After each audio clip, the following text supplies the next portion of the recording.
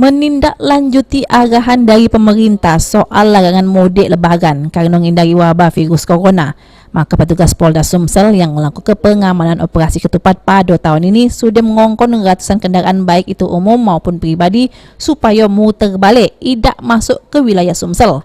Dijelaskan oleh Dirlantas Polda Sumsel, Kombes Pol Juni, rincian kendaraan yang dikongkon muter balik sebanyak 293 kendaraan jenis roda 4 maupun bis, sedangkan buat kendaraan roda 2 menurut Kombes Pol Juni sebanyak 75.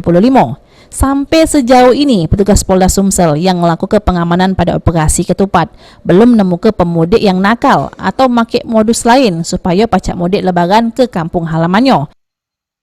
Tujuan mudik kita putar balikkan kurang lebih sekitar 293-an kendaraan yang kita kembalikan, termasuk baik yang pribadi maupun bus angkutan umum. Nah, ini sudah 293-an kendaraan sesuai dengan data yang kita miliki.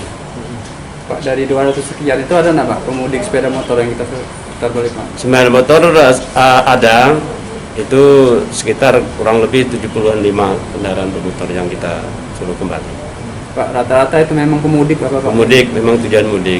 Ada beberapa yang memang yang kan sesuai dengan ketentuan yang kita bisa lewatkan kan sesuai dengan kendaraan yang tertentu ya, tujuannya jelas bukan untuk mudik, itu kita boleh lewat kendaraan.